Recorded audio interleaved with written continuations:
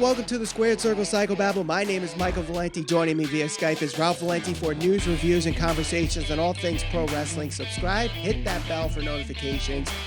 So last night was WrestleMania 36, night one. Very interesting night to say the least with no fans. But I think what saved the night was this Boneyard match between The Undertaker and AJ Styles. To me, it was everything that we wanted, Ralph.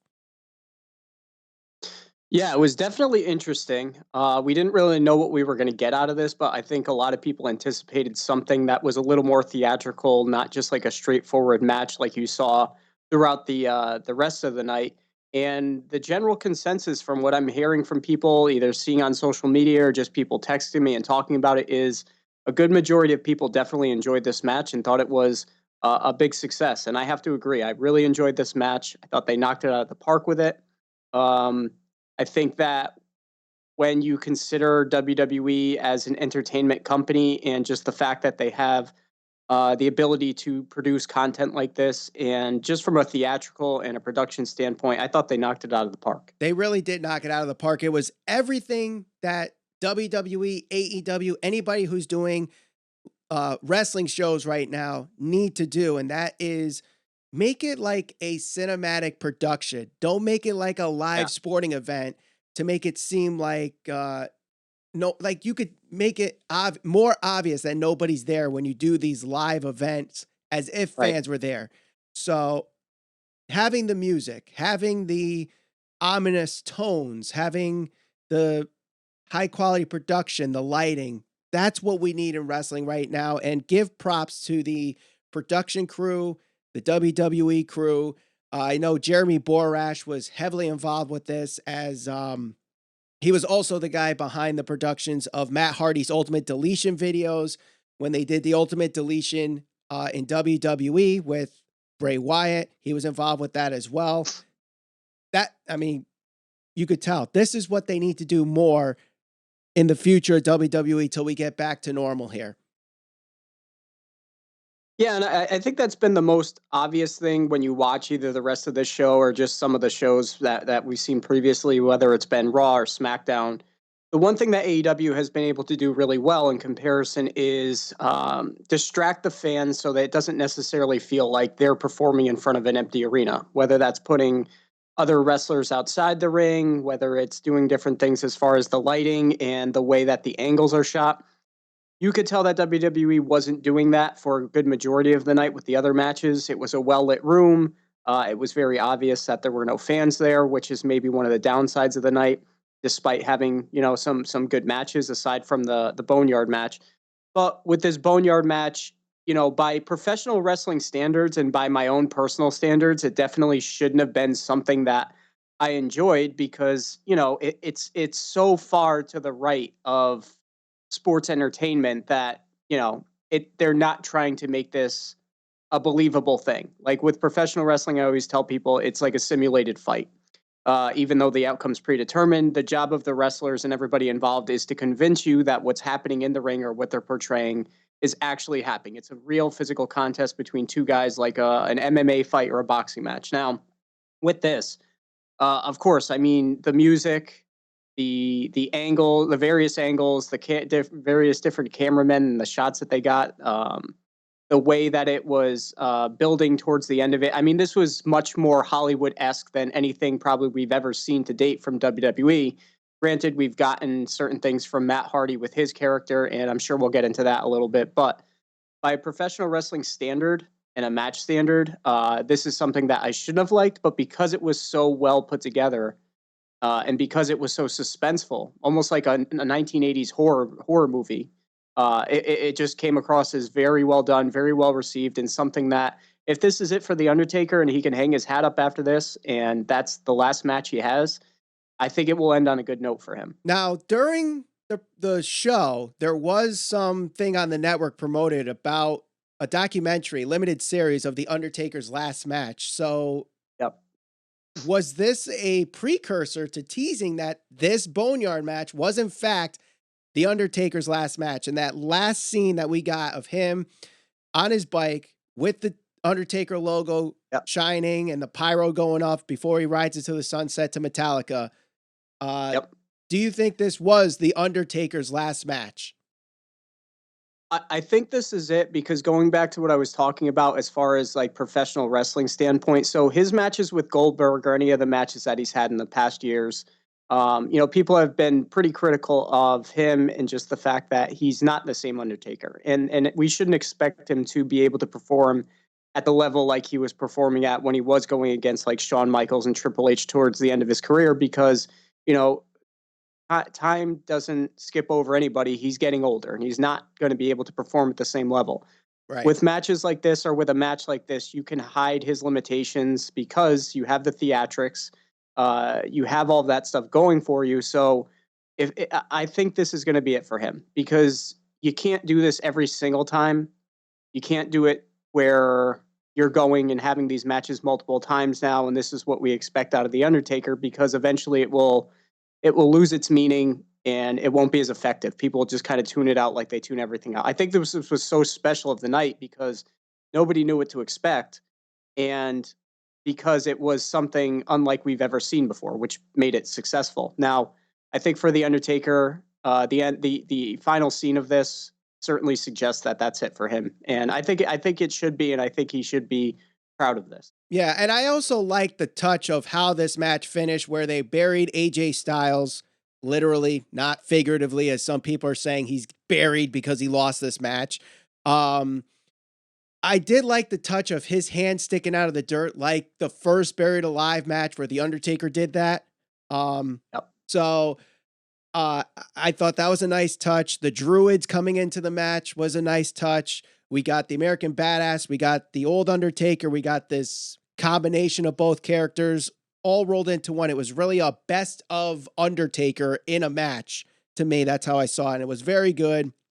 And I know some people, because of this match, Matt Hardy was trending on Twitter because they were talking about him and comparing the Ultimate Deletion, and people saying that Matt Hardy was the one that came up with these kind of matches. Do you think that's worth the conversation? Do you think Matt Hardy should get some credit for this, or is it unwarranted?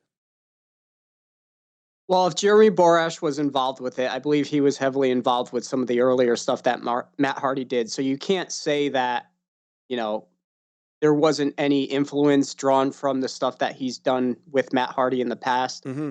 I think that it probably proves that this type of theatrics does have a place in professional wrestling in small doses. Um, the difference between what Matt Hardy is going to be doing in AEW and WWE is this, and this is what I texted you last night. WWE has been for years and will always be an entertainment company. They haven't hid that they're an entertainment company. They haven't said that they're a professional wrestling company in years. Vince McMahon, by his own admission, does not like the term professional wrestling. So when WWE does things like this and does things with guys like Kane and The Undertaker, Papa Shango, it shouldn't be unexpected because they're an entertainment company.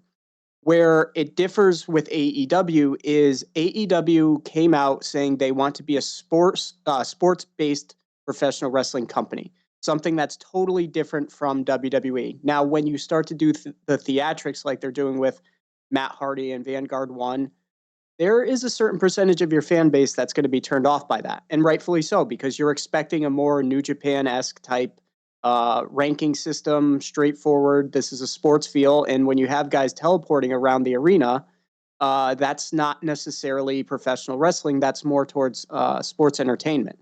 So I guess that, yeah, you could probably give credit to Matt Hardy, or at least it gives validation to everything he's been trying to say, that you can use this and it could be successful because it's so different.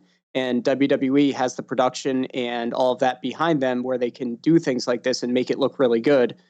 So yeah, I guess in a way you can kind of credit Matt Hardy to a certain extent, but you also, in that, you can't discredit WWE for putting on an amazing spectacle like that match. Right. I mean, the production was great. And not only can you credit Matt Hardy because he was the one that a lot of people saw first to do this, you also could give credit to Lucha Underground, who basically made their promotion around this style of production, where they made it more of like a action movie, horror movie production.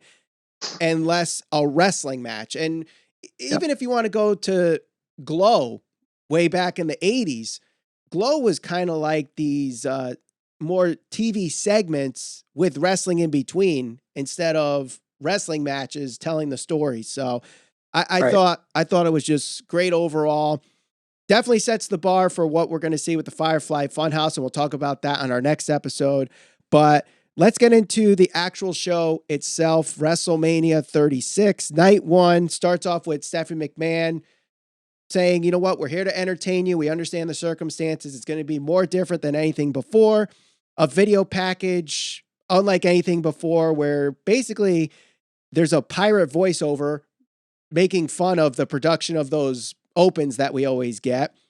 I thought that was pretty funny. And the America the Beautiful, done by all the different people who have been guests at WrestleMania. All that stuff was very good to start off the show.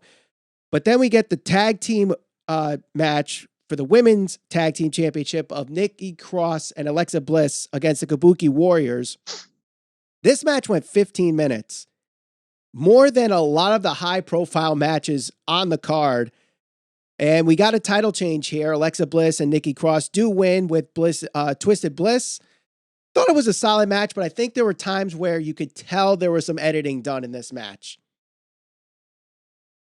Yeah, and that was surprising to me, especially, and that was one of the things I was texting you throughout the night. There was definitely some points throughout this match and other matches where you can tell that they were editing and cutting, and certain things were happening in the match that they were deleting out, and that was surprising to me because, again, going back to how good a job the production team can do for WWE, and given the fact that they are so big and can get some of the very best in the industry to do this stuff, how do you make a subtle mistake like that? Right. Especially to the point where it's so noticeable.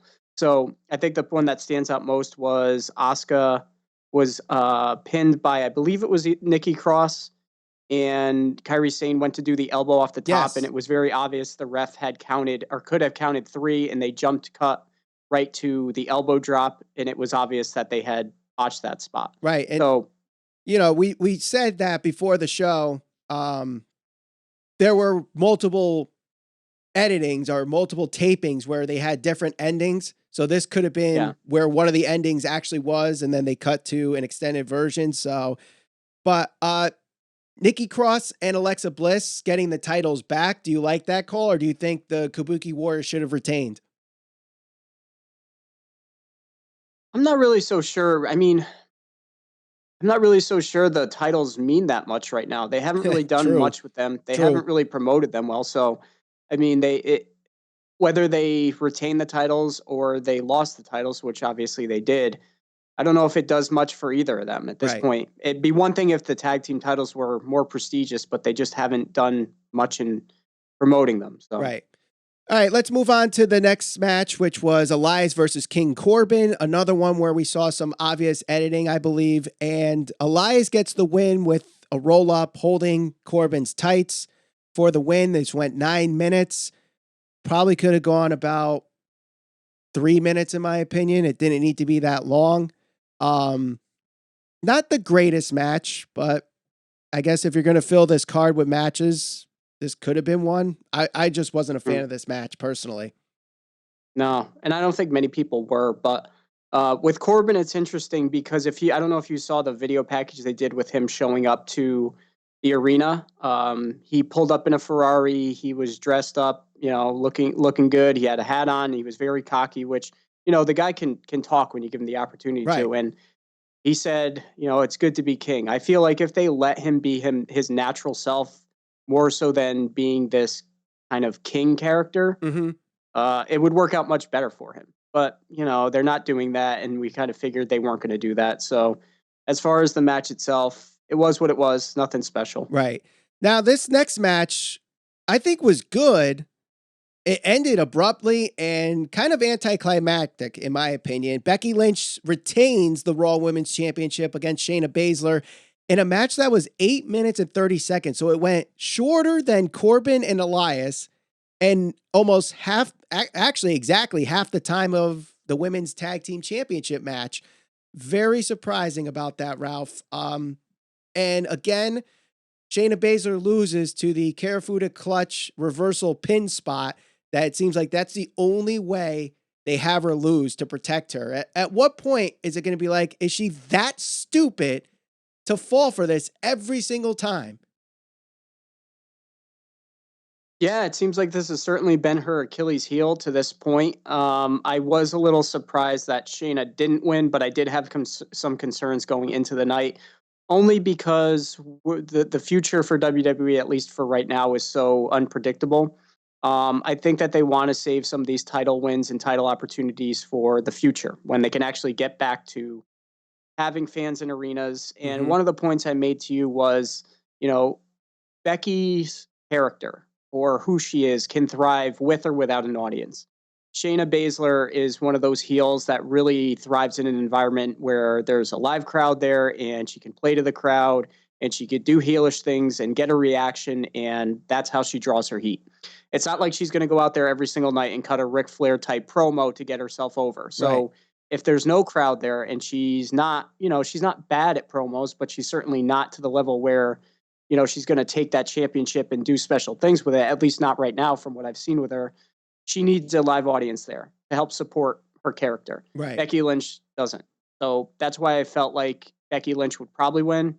The match itself was, it was good. Wasn't bad. It's unfortunate that Shayna lost, but she'll get her opportunity in the future, I believe. Yeah, I felt like this match was actually about to hit that third gear, and then the finish happened. So Yeah. it just really made the match flat. But they were about to hit that gear, and then the Karafuda clutch into the pin happens. So unfortunately, they only get 8.5 minutes. Next match gets 9 minutes and 20 seconds, and it was Sami Zayn with Cesaro and Shinsuke Nakamura against Daniel Bryan with Drew Gulak for the Intercontinental Championship. And I think this is when the show actually turned for the better. Because of the lack of audience, the wrestlers themselves need to be more vocal in the ring to kind of tell the story. And Sami Zayn doing the, you can't catch me kind of thing. Daniel Bryan's like, no, let him go. Let him get the 10 count. And then he goes out there and beats on Sami Zayn. I do like the finish where Bryan was on the top rope, gets distracted, tries to jump on Sami Zayn, goes into a haluva kick for the pin. I thought this match was good for what it was. It's not going to be a 5-star classic that you show your kids in generations to come, but it was a good match.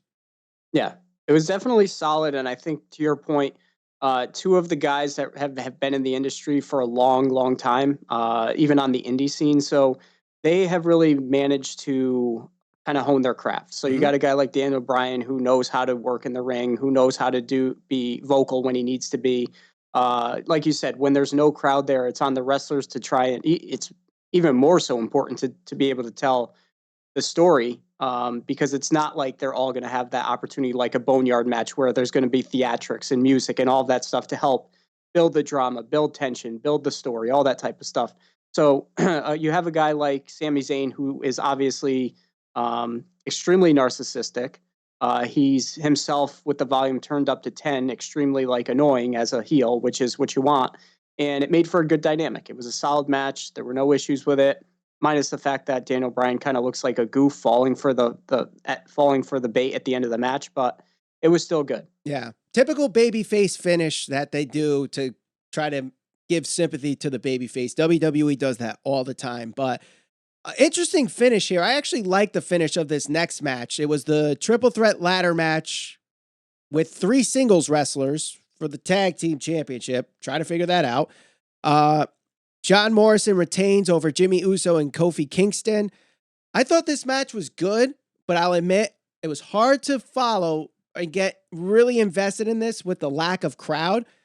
But for what they have in their situation, they knocked it out of the park, I think. I thought Jimmy Uso was doing very good with the trash talking in between spots. I thought the spots were very good.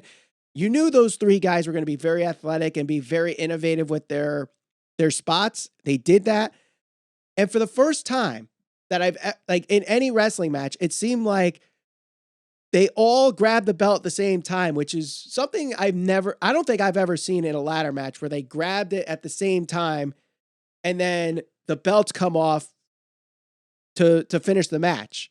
I don't know. I can't think of one off the top of my head, but I thought that was a very unique finish to a very unique ladder match. Yeah, no, I thought this was a good match. I think they had the right people involved. I think all three of them extremely athletic. Some of them took some serious bumps. Jimmy Uso took that bump outside of the ring. Granted, you didn't see it, but I mean that was pretty rough. The spot that stands out to me was when John Morrison walked straight across the rope into the Spanish Fly. Yeah. That was awesome. I did like the ending. I thought the match was another solid match. In terms of some of the better matches of the night, I definitely put that right up there. Yeah, and the Starship Pain spot that Morrison did too was very good. I thought he was very good in this match. So possibly his best match since he's come back to WWE. Yeah. Yeah, I'd agree. Yeah. So the next match was Kevin Owens versus Seth Rollins. This went 17 minutes and 20 seconds. It eventually turned into a no disqualification match, as the original finish was Seth Rollins hitting Kevin Owens with the bell, causing a disqualification. And I saw social media blow up going, that was the stupidest finish ever. And that is why you have to let things develop before you make your opinions on things. So they restart the match after Kevin Owens basically calls him a bitch. Good match. We get that awesome spot of Kevin Owens jumping off the sign, elbow drop through the table, eventually gets the pin. I thought this was a very good match. As soon as he does the elbow drop through the table, my energy level like really hulked up, you know, and that was the spot of the night. Honestly, spot of the night. Yeah, I definitely didn't expect that to happen. And I was one of the people that kind of took the bait, because I know I texted you. I said, really, they're going to end this match on a disqualification like that? It was such a cop out. But yeah, I thought this was definitely, as far as the matches go, like actual in-ring work, I thought this was the best match. These two always have good chemistry with one another. And I like the way that Seth Rollins kind of tried to weasel his way out of the match, and then Kevin Owens called him out, and they restarted it. The spot at the end was very good.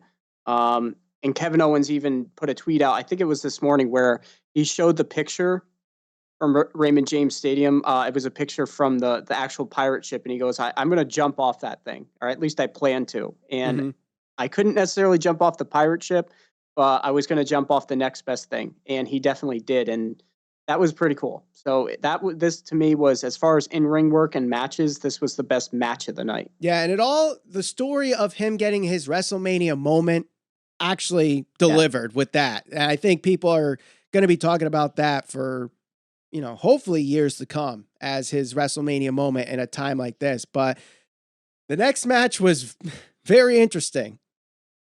2 minutes, 10 seconds, 4 spears, 4 power slams. New Universal Champion Braun Strowman gets his first heavyweight championship at WrestleMania 36 as a fill-in, beating Goldberg.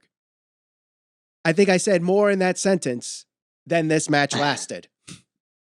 Yeah, but if you're a fan of professional wrestling, I'm sure you're disappointed in this match. But you couldn't necessarily set your expectations too high. Goldberg has always been limited. Even going back to when he was in his prime, it's not like he was going out there and having some of the very best matches. Like he was a technician like a Bret Hart, Steve Austin, Owen Hart, whoever. Right?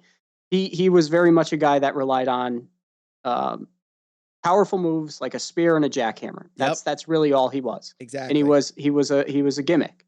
Going into this, I always felt like Goldberg was a transitional champion for Roman Reigns.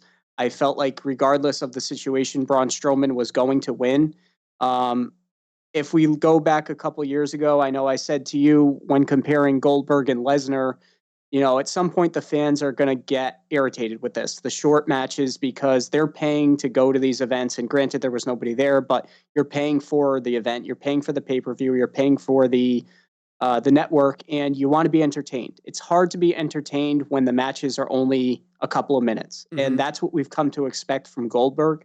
Lesnar, on the other hand, when he's put in a position with a guy that can go, he can have a good match. I think Goldberg has hit the point now where people are going to definitely start to lose interest, especially because he took the title off the Fiend, so he already had a bad rep for that. Yep. And this doesn't do him any favors. It's unfortunate Strowman wins the title under these circumstances because he's kind of damaged. But I think they were kind of back against the wall. I don't think they had any other choice in this. Well, I mean, it's hard because you don't know when things are going to go back to normal and when people are going to be able to go to shows and stuff like that. So it's like, do you keep the belt on Goldberg knowing there's not going to be any fan backlash at these shows? And once things are okay and you go to the next pay-per-view, Roman Reigns goes on and you can have him win. Strowman winning is just very interesting because he just lost the Intercontinental Championship at Elimination Chamber, hasn't really been on TV, and then wins the Universal Championship. Yeah. If this was 2-3 years ago, when he was like red hot, then it's like, yeah, you got to put the belt on him. He's red hot. But he's so ice cold. It's like, really? You're only giving it to him because he was the only person available. Yeah, and there's a couple of things with that. So when things do go back to normal, at least Roman and Strowman have a backstory that they can tap into. If the plan is to go, if the plan is to actually get the title on Roman, then they can easily transition into a storyline with those two. So I don't really have concerns with that. You also have to think, depending on timeline wise, if you go back a couple of years, Braun Strowman was really hot and now he's cold. But again, they were kind of back against the wall with this. Yeah. The other thing you have to consider is the fact that there are no fans there. So like you said, there is no backlash.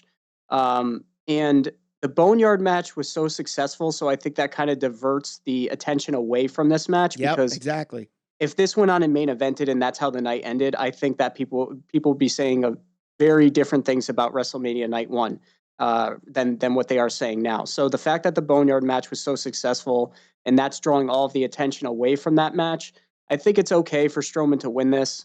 Again, I didn't expect Goldberg to hold the title past WrestleMania. So you could have put Sami Zayn in there, whoever it was, somebody that's underutilized, and I think that he would have won that individual would have beaten Goldberg for the title. Yeah, that's true. I mean, I think given the circumstances, there wasn't really a story heading into Roman versus Goldberg other than spear versus spear. Then you get this, and the unique manner of getting Roman out of the match was just, hey, Strowman's in. So it was just, this whole thing was just an utter mess to begin with. That started off with Goldberg getting the title off the Fiend. No one really liked that. So it was nice to just have it, drop the title, go away. That's it. That's it for Goldberg. Exactly. Done. Yep. No more. We don't need 2-minute matches. Yeah, I don't think he's going to be back in a wrestling ring maybe ever again. Well, maybe a Royal Rumble. Maybe, if he's a surprise entrant, but no more. Unless he's going to Saudi Arabia because they still think it's 1990. They want to bring back Yokozuna, Ultimate Warrior, and all that fun stuff. So overall, what'd you think of the show? I thought, obviously, the fans not being there definitely dampered things, and it kind of made it more obvious watching it. Like, man, the no fans here really puts a damper on things. But the Boneyard match, to me, I thought saved the night. The matches were, very good. I think the wrestlers themselves delivered the best of their abilities. You got to respect them for that. It was better than WrestleMania 9. Let's put it that way. It was better than WrestleMania 9.